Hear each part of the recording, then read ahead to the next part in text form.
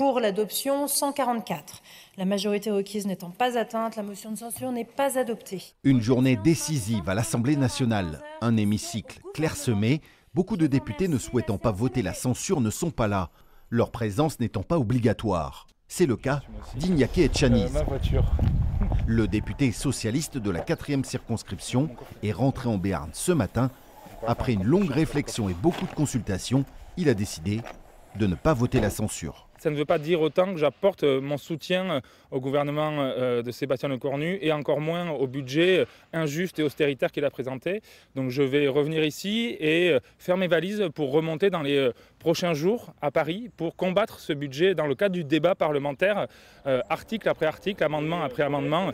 Une non-censure comme une menace, une épée de Damoclès avec comme objectif demander plus de justice fiscale, sociale et écologique.